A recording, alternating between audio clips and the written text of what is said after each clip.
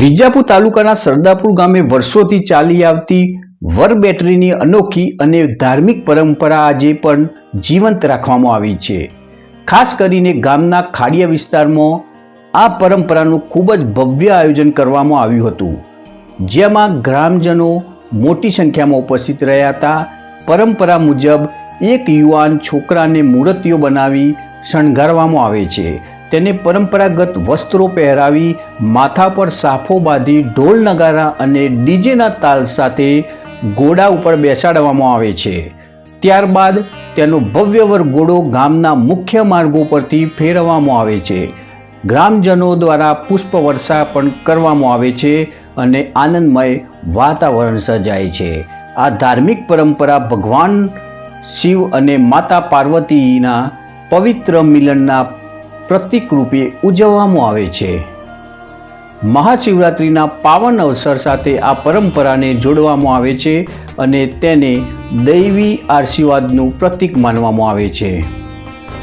સ્થાનિક માન્યતા અનુસાર વર બેટરીનો વરઘોડો કાઢવાથી ગામમાં કોઈ પણ યુવાન કુંવારો ન રહે અને સૌને સારા જીવનસાથી મળે તેવી શ્રદ્ધા વ્યક્ત કરવામાં આવે છે।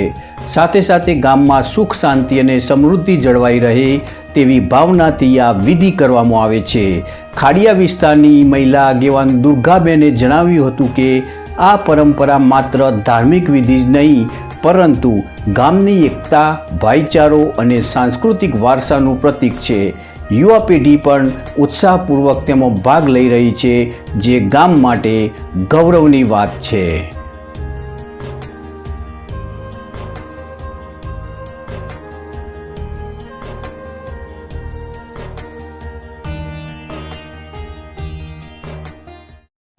हर हर बोले ओम नमः शिवाय।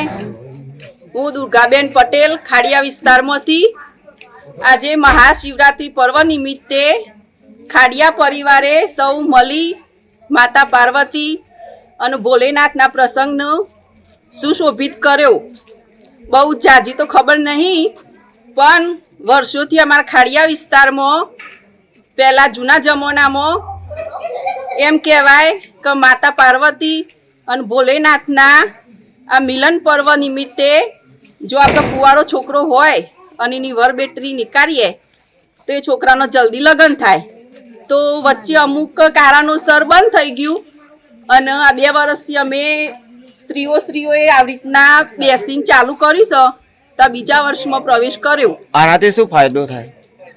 ફાયદાનું તો એવું કોઈ નહીં, બસ એક ભોલેનાથના માતા પાર્વતીના મિલનનું એક યાદ એ નિમિત્તે ઉજવવાનું અને ભોલેનાથના માતા પાર્વતીના આશીર્વાદથી કુંવારો છોકરો હોય એના જલ્દી લગ્ન થાય કે એ પર્વ નિમિત્તે આ યોજવામાં આવ્યું છે। હર હર ભોલે, ઓમ નમઃ શિવાય।